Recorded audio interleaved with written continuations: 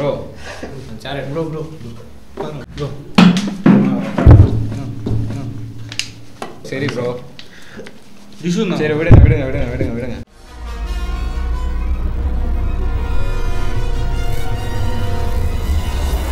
வணக்கம் வருண் டாக்ஸ்ல இன்னைக்கு நம்ம பார்க்க போறது the history of 200 rupees. So 200 rupeesல என்னடா இருக்கு இதை பத்தி நான் வந்து பேச வேணாம் நான் யோசிச்சிட்டே இருந்தேன். ஆனால் காலத்தின் கட்டாயம் பல பேரோட ரிக்வெஸ்ட். ஸோ நான் இதை பத்தி வந்து பேசியே ஆக வேண்டிய சூழ்நிலைக்கு தள்ளப்பட்டிருக்கேன் அப்படின்னு தான் வந்து சொல்லலாம். ஹிஸ்ட்ரியில வந்து எந்த விஷயம்னாலும் அதுக்கு ஒரு பின்னணி ஸ்டோரி இருக்கும். அந்த ஸ்டோரி மட்டும் இல்லாம ஒரு விஷயம் வந்தது அப்படின்னா அதற்கப்புறம் அந்த விஷயத்தோட அடையாளம் எப்படி மாறுது அப்படிங்கறத இன்னைக்கு நம்ம வந்து பார்க்க போறோம். வாங்க பார்க்கலாம். 200 ரூபாயின் வரலாறு, the history of 200 rupees. So demonetisation அப்படிங்கிற ஒரு விஷயம் வந்து நடந்தது 2016 வந்து பார்த்தீங்கன்னா வந்து டிமானிட்டைசேஷன் நடந்தப்போ குறிப்பாக வந்து 2000 ரூபாய் நோட்டு வந்து புழக்கத்தில் வந்து எடுத்துட்டாங்க. அப்போ வந்து நம்ம எல்லாருமே பட்ட கஷ்டத்தை எல்லாருமே வந்து ஏடிஎம்க்கு போய் நின்றவங்க, பேங்க்ல போய் நின்றவங்களாம் வந்து அந்த நேரத்தில் அனுபவிச்சவங்களுக்கால மறக்கவே முடியாதுன்னு சொல்லலாம். அதுக்கப்புறம் 2017 புது டினாமினேஷன் ஆஃப் நோட்ஸை வந்து கவர்மெண்ட் வந்து இன்ட்ரடியூஸ் பண்ணுறாங்க. 2000 ரூபாய் வருது, 1000 ரூபாய் நோட்டு போயிருது. அது மட்டும் இல்லாமல் 500 ரூபாய் நோட்டு அப்படியே தான் இருக்குது. ஆனால் புதுசாக வந்து அந்த டைமில் நம்மளுக்காக வந்து கொடுக்கப்பட்ட இந்த கலர்ஃபுல் நோட் தான் வந்து பார்த்தீங்கன்னா 200 ரூபாய். ஸோ எப்பவுமே இந்த 1, 2, 5, 10, 100 அதுக்கப்புறம் 500, 1000 இந்த மாதிரி இருந்துச்சு. இதில் வந்து பார்த்தீங்கன்னா நம்ம ஆர்பிஐ ஏதோ ஒரு மிஸ்ஸிங் லிங்க் இருக்குது நம்மளோட டிரான்சாக்ஷனுக்கு, மக்களோட அந்த காசு செலவு பண்ணி இந்த சில்லறை வாங்குறது கொடுக்குறதுன்றத ஒரு மிஸ்ஸிங் லிங்க் இருக்கிறதுனால வந்து பார்த்தீங்கன்னா அவங்க இன்ட்ரடியூஸ் பண்ணது தான் இந்த 200 ரூபாய் அப்படிங்கிறது. ஸோ அதான் இந்த மிஸ்ஸிங் லிங்க்கு. இந்த 200 ரூபாய் வந்து கொடுத்துட்டாங்க. ஸோ அதுக்கு முன்னாடி 200 ரூபாய் இல்லாமல் இருந்துச்சான 2, 100, 4, 50 இந்த மாதிரி வந்து பார்த்தீங்கன்னா வந்து 200 ரூபான்றது எப்போவுமே இருக்க தான் வந்து செஞ்சுது. பட் இந்த 200 ரூபாய் நோட்டு வந்ததுக்கு அப்புறமா வந்து பார்த்தீங்கன்னா புரட்சிகரமான பல விஷயங்கள்லாம் வந்து நடந்தது. இப்போ இந்த நோட்டோட கலர் பாருங்களேன். ஏன் இந்த கலர் வச்சுருக்காங்க சத்தியமாக தெரியவே இல்லை. பட் நம்ம ரூபாய் நோட்டுகள்லேயே, இந்திய ரூபாய் நோட்டுகளில் சும்மா பளிச்சுன்னு தெரியக்கூடிய கலராக வந்து இந்த மாங்காய் மஞ்சள் இருக்குது. அண்ட் இந்த நோட்ஸில் வந்து இன்னும் நிறைய சிறப்பு வாய்ந்த விஷயங்கள்லாம் இருக்குது. ஸோ கண்ணு தெரியாதவங்கெல்லாம் வந்து தொட்டு பார்த்தே கண்டுபிடிக்கிற மாதிரி வந்து பார்த்தீங்கன்னா இந்த ரைட்லையும் லெஃப்ட்லையும் வந்து இந்த லைன்ஸ்லாம் இருக்குது. அப்புறம் காந்தி தாத்தா வந்து இந்த சைடு ரைட் சைடு திரும்பி இருப்பார். அது மட்டும் இல்லாமல் இது வந்து கலர் நோட்டா இல்லையான்னு கண்டுபிடிக்கிறதுக்கு வந்து 4 இடங்களில் சிறப்பான விஷயங்கள்லாம் வந்து செஞ்சு வச்சிருக்காங்க.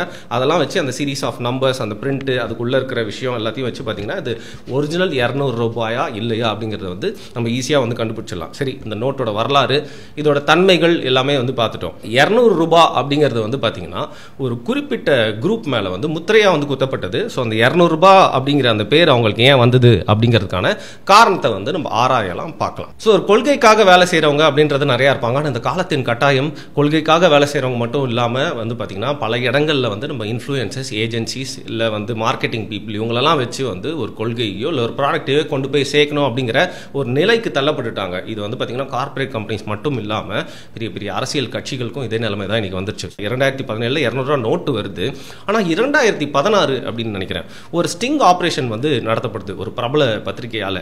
அந்த பிரபல பத்திரிகை ஒரு ஸ்டிங் ஆப்ரேஷன் பண்ணி என்ன கண்டுபிடிக்கிறாங்க அப்படின்னு பார்த்தீங்கன்னா ஒரு பெரிய கட்சிங்க, அது வந்து தமிழ்நாட்டு கட்சியா இல்லை வேற ஏதாவது ஸ்டேட்டில் இருக்க கட்சியா நீங்களே வந்து முடிவு பண்ணிக்கோங்க, உங்கள் கற்பனை திறனுக்கு வந்து விட்டுறேன். அந்த கட்சி என்ன பண்ணுறாங்க, நம்மளோட கட்சியின் கொள்கைகள், நம்மளோட கட்சியோட விளம்பரம் எல்லாமே வந்து 4 பக்கமும் கொண்டு போய் சேர்க்கணும் அப்படின்னா வந்து கட்சியில் இருக்கிற தொண்டர்கள் மட்டும் இருந்தால் வந்து பத்தாது. ஸோ அதையும் மீறி வந்து பார்த்தீங்கன்னா பல இடங்களில் ஏஜென்சிஸ்லாம் ஒர்க் பண்ணால் தான் வேலைக்கு ஆகும் அப்படின்னு சொல்லிட்டு அப்போ வந்து அவங்க உண்மையான கட்சி தொண்டர்கள் போடுற ட்வீட் மாதிரியே, அவன் வந்து பொதுமக்கள் போடுற ட்வீட் மாதிரியே இவங்க கட்சியை சம்மந்தப்பட்ட விஷயங்களுக்குலாம் ஆதரவாக ட்வீட் போடுறதுக்காக மும்பையில் ஒரு ஏஜென்சியை அணுகுறாங்க. அந்த ஏஜென்சியை அணுகி என்ன பண்ணுறாங்க அப்படின்னா நம்ம கட்சி சார்ந்த விஷயங்கள்லாம் வரும்போது அதை ரீட்வீட் பண்ணணும், இல்லை வந்து அதுக்கு ஆதரவு தெரிவிக்கிற மாதிரி ட்வீட் பண்ணணும். அப்போது நீங்கள் வந்து ஆயிரக்கணக்கான ட்வீட்ஸ் வந்து பண்ண வேண்டியிருக்கும். ஸோ அதுக்கெல்லாம் சேர்த்து வந்து பார்த்தீங்கன்னா வந்து ஒரு அமௌண்ட் வந்து பேசிக்கலாம். பட் ஒரு ட்வீட்டுக்கு எவ்வளோ அப்படின்னு கேட்டால் அங்கே வந்தது தான் இந்த 200 ரூபாய். ஸோ இந்த 200 ரூபாய்க்கு ஒரு ட்வீட்டுங்க, எங்கள் கட்சிக்கு சம்மந்தப்பட்டு நீங்கள் எல்லாம் ஆதரவு தெரிவிக்கணும், பூஸ்ட் பண்ணுற மாதிரி விஷயங்கள்லாம் பண்ணிகிட்டே இருக்கணும், ட்வீட் சும்மா பறந்துனே இருக்கணும், ஒரு ட்வீட்டுக்கும் 200 ரூபா கொடுத்துட்டே இருப்போம், டெபிட் ஆகினே இருக்கும் அப்படின்னு சொல்லிட்டாங்க. இதை வந்து ஒரு பிரபல பத்திரிகை ஸ்டிங் ஆப்ரேஷன் பண்ணி வெளியிட்டாங்க. அதுலேருந்து பார்த்தீங்கன்னா இந்த கட்சியோட கொள்கை சார்ந்து நிறைய பேர் வந்து ஒர்க் பண்ணிட்டு இருக்காங்க. நிஜமாவே வந்து முரட்டுத்தனமான அந்த கட்சிக்காக வந்து முட்டு கொடுக்கக்கூடிய ஆட்கள்லாம் இருக்காங்க, காசே வாங்காமல். ஆனால் அந்த கட்சி வந்து சும்மா 360 டிகிரிஸும் வந்து பறந்து விரிஞ்சு எல்லார்கிட்டையும் கொண்டு போய் சேரணும் அப்படிங்கிறதுக்காக வாடகை வாய்கள், அது மட்டும் இல்லாமல் கொத்தடிமைகள், அது மட்டும் இல்லாமல் கூலி வேலை, அதாவது ஒரு நாளும் வந்து பார்த்தீங்கன்னா டெய்லி காட்சி அப்படின்னு இருப்பாங்களே, இந்த 200 ரூபா கட்டாச்சாதான் பொழப்பு அப்படிங்கிற மாதிரி இருக்கவங்களுக்குலாம் என்ன பண்ணுது, இந்த 200 ரூபா போய் சேருது. அப்போ தான் வந்து அந்த கட்சியில் யாரெல்லாம் காசு வாங்கிட்டு அந்த கட்சிக்காக வந்து பேசுகிறாங்க, உண்மை மட்டும் இல்லைங்க பொய்யும் பேசுகிறாங்களோ அவங்களுக்குலாம் வந்து இந்த 200 ரூபாய் அப்படிங்கிற ஸ்டாம்பை வந்து நெத்தியில் குத்தி வச்சுட்டாங்க. ஸோ இந்த 200 ரூபா அப்படிங்கிறது அப்படி நின்றுன்னு பார்த்தா இன்னைக்கு வரைக்கும் அந்த காசு வாங்கிட்டு பேசக்கூடிய அடையாளமாகவே அந்த 200 ரூபாய் வந்து மாறிடுச்சு அப்படின்னு சொல்லலாம். ஸோ இந்தியாவில் எங்கேயுமே இல்லாமல் இந்த 200 ரூபாய் வந்து அந்த குறிப்பிட்ட ஸ்டேட்டில் வந்து ரொம்ப ஃபேமஸாக ஆச்சு. சரி, இந்த 200 ரூபாய் வந்து கொடுத்துட்டாங்க. 2017 ஆரம்பித்த இந்த விஷயம் வந்து பார்த்தீங்கன்னா இன்னைக்கு வரைக்கும் வந்து விலைவாசியில் எவ்வளோ மாற்றங்கள் ஏற்பட்டிருக்கு. இன்னைக்கு வரைக்கும் அவங்க பேரும் 200 ரூபாயா இருக்குது, அவங்க வாங்கக்கூடிய விஷயங்களும் 200 ரூபாயா இருக்குது. சமீபத்தில் வந்து பார்த்தீங்கன்னா அந்த கட்சியில் எலெக்ஷன் வருது, அதில் மக்களுக்குலாம் வந்து ஓட்டுக்கு வந்து காசு கொடுக்கணும், அவங்கள பிரைட் பண்ணிடணும் அப்படிங்கிறதுக்காக வந்து கட்டுக்கட்டாக வீட்டில் வந்து பணத்தை எடுத்து வச்சிருக்காங்க. உங்களுக்கு தெரியல, தேர்தல் ஆணையம் வந்து சந்தேகிச்சு போயிட்டு ஒரு சோதனையை போடுறாங்க. அப்போ சோதனை போட்டப்போ கட்டுக்கட்டாக கோடிக்கணக்கான பணங்க, கோடிக்கணக்கான பணம் வந்து அரசியலில் எலெக்ஷனுக்கு முன்னாடி வந்து மக்களுக்குலாம் கொடுக்கறதுக்காக எடுத்து வச்சிருப்பாங்கன்னு நம்மளுக்கு தெரியும். பட் எவனாவது 200 ரூபா எடுத்து வச்சிருப்பானா? ஸோ அந்த கோடிக்கணக்கான பணத்தோட டினாமினேஷன் ஃபுல்லாக பார்த்தா வந்து 200 ரூபா நோட்லேயே வந்து வச்சிருந்தாங்களாம். அப்போ தான் தெரிஞ்சுது மக்கள் இவங்களுக்கு கொடுத்த அந்த 200 ரூபா அப்படிங்கிற பேரை அவங்க எவ்வளோ சீரியஸாக எடுத்துக்கிட்டு அவங்களும் ஒரு 200 ரூபாயாவே மாறிட்டாங்க அப்படிங்கிறத வந்து கண்டுபிடிச்சாங்க. சமீபத்தில் அதற்குண்டான விசாரணைலாம் கூட வந்து போயிட்டு இருக்கு. ஸோ ரொம்ப அரசியலுக்குள்ளலாம் பார்த்தேவங்க. அந்த 200 ரூபாய் வந்து பார்த்தீங்கன்னா கட்சியோட தொண்டர்கள்லாம் இந்த கட்சியோட தலைவர்களை ரொம்ப சிறப்பான நாட்கள், இந்த பொங்கல் மாதிரியான நாட்கள்லாம் போய் சந்திச்சு அவங்க காலில் விழுந்து இந்த பெரியவங்க கிட்ட வந்து ஆசை பெறப்போ காசு வாங்குவாங்கல்ல, அப்பயும் பார்த்தீங்கன்னா 500 ரூபாயோ 100 ரூபாயோ கொடுக்கலங்க, 50 ரூபா கூட கொடுக்கல, கரெக்டாக அந்த 200 ரூபா தான் வந்து கொடுத்தாங்க.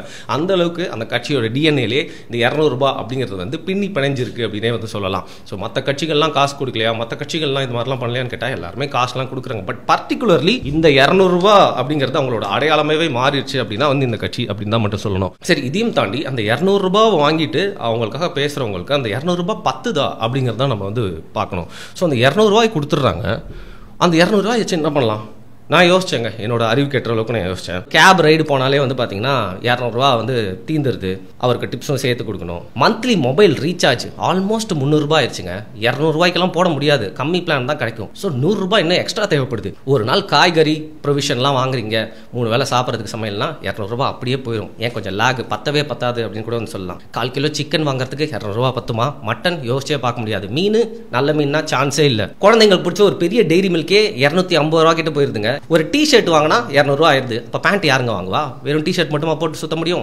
200 ரூபா எப்படிங்க பத்தும்? இவ்வளோ ஏன் எங்கள் வீட்டில் இருந்து ஆஃபீஸ்க்கு வந்து பெட்ரோல் போட்டு போயிட்டு வரனால அப் அண்ட் டவுன் 200 ரூபா ஆயிருதுங்க. இப்போ மாலில் போயிட்டு ஒரு படம் பார்க்குறோன்னா 200 ரூபா டிக்கெட்டுக்கே போயிடுது. சரி, 150 ரூபா டிக்கெட் அப்படின்னா கூட பார்க்கிங் அப்படியே வந்து பார்த்தீங்கன்னா அதுவே சில நேரத்தில் 150 ரூபா ஆயிருது. ஸோ 200 ரூபா அப்படிங்கிறது இந்த படம் பார்த்து சினிமா விரும்பிகளுக்கும் வந்து கண்டிப்பாக பத்தவே பத்தாது. எக் பிரியாணியே எனக்கு 110 ரூபா தான் விற்கிது. சரி, ஒரு குவார்டர் ரம் வந்து 150 ரூபாய்க்கு இருந்தால் கூட வந்து மீதி சிகரெட்டு சைட் டிஷ்லாம் வாங்குறதுக்கு 200 ரூபா எப்படிங்க பத்தும்? ஒரு பேக்கெட் சிகரெட் எவ்வளோ தெரியுமா? ஸோ இந்த 200 ரூபா அப்படிங்கிறது அந்த காலகட்டத்துக்கு வந்து ஓகேவா இருந்துக்கலாம். ஆனால் இந்த காலகட்டத்துக்கு எப்படி அந்த 200 ரூபா பத்தும் அப்படிங்கிறத வந்து எனக்கு ஒரே யோசனையாக இருந்துச்சு. மொத்தத்தில் இதை பற்றி யோசிக்கிறப்போ வந்து முதலாளிகள்லாம் தொழிலாளிகளை வேலை வாங்கிட்டு பல இடங்களில் 200 ரூபாய்க்கு இன்னும் பல குடும்பங்கள் வேலை செஞ்சு கொத்தடிமைகளாக மாட்டிட்டு இருக்கு. அதை நினைச்சாலே ப்ரோ அழுவாதீங்க ப்ரோ. என்ன ப்ரோ ஆச்சு? Bro sir bro bro bro சரி ப்ரோ, சரி விடுங்க.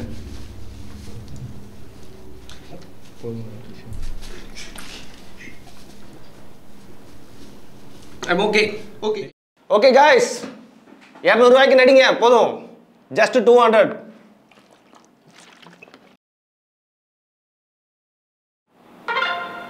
ஓகே, பேமெண்ட் வந்துருச்சா? ரைட்டு. ஸோ இந்த 200 ரூபா வந்து ஏற்றி கொடுக்கணும், எலெக்ஷன் வேறு வருது. ஸோ எல்லாருமே உங்களுக்காக வந்து காசு தருவீங்கன்னு வேலை செய்யறதுக்கு வந்து ரெடியாக இருப்பாங்க. உண்மை மட்டும் இல்லை, இல்லாத பொய்யை கூட சொல்கிறதுக்கு வந்து டிசைனாக பொய் சொல்கிறது கூட ரெடியாக இருப்பாங்க. அவங்களுக்கெல்லாம் ஊக்கம் அளிக்கணும் அப்படின்னா வந்து நீங்கள் இந்த 200 ரூபாயை ஏற்றி கொடுக்கணும். இது தொழிலாளிகளுக்காக மக்களில் ஒருவனா நான் வந்து முதலாளித்துவத்தை பார்த்து கேட்கும் கேள்வி ஏகாதிபத்தியமே. சரி, இன்னொரு முக்கியமான விஷயம், த கேம் ஆஃப் பாலிடிக்ஸ் அப்படிங்கிற ஒரு தலைப்பில் தான் வந்து நான் எழுதிட்டு இருக்கேன். அந்த தலைப்பில் தான் ஒரு வீடியோ உங்ககிட்ட வந்து பண்ணணும் அப்படின்னு நினச்சேன். ஸோ கேம் ஆஃப் பாலிடிக்ஸ்னால் வந்து பாலிடிக்ஸில் நம்ம வந்து இன்வால்வே ஆகாமல் இருந்தாலும், இல்லை லைட்டாக பாலிடிக்ஸில் கால் எடுத்து வச்சாலும், அதில் ஈடுபடலாம் அப்படின்னு நினச்சாலும் அதில் என்னென்ன சிக்கல்கள்லாம் இருக்குது, நம்மளை வச்சு எல்லாருமே எல்லா கட்சி தலைவர்களும் எப்படி நம்ம வேலை வாங்கிப்பாங்க, அதில் அவங்களுக்காக நம்ம வாயோட போய் எப்படி சிக்கிப்போம், ஆனால் அவங்கெல்லாம் மேல்மட்டத்தில் எப்படி கனெக்ஷனோடு இருப்பாங்க, இப்படி பல பேர் கட்சியை சார்ந்து வந்து தங்களோட வாழ்க்கையை தொலைச்சது எப்படி, அப்படி தொலைச்சிட்டா திருப்பி மீண்டெழுவது எப்படி. ஸோ அரசியலில் நம்மளும் ஈடுபட்டு நம்மளுக்கும் டேமேஜ் ஆகாமல் நம்மளோட வாழ்க்கை பேரலாக நல்லா போயிட்டே இருக்கணும்னா வந்து சரியான அரசியலில் நம்ம எப்படி ஈடுபடலாம் செயல்படலாம் அப்படிங்கிற மாதிரி என்னோட சில தாட்ஸ்லாம் நான் வந்து ஒரு காணொலியாக வந்து எழுதிட்டு இருக்கேங்க. ஸோ இன்றைக்கி அதை வந்து இன்னும் முழுமையாக முடிக்கல அப்படிங்கிறனால தான் வந்து பார்த்தீங்கன்னா நான் வந்து கேபில் போயிட்டு சில்லறையா 200 திருப்பி வந்தப்போ இந்த 200 பற்றி நம்ம ரொம்ப நாள் பேசாமல் விட்டமே அப்படிங்கிறதுனால இந்த ஒரு தலைப்பில் வீடியோ பண்ணேன்.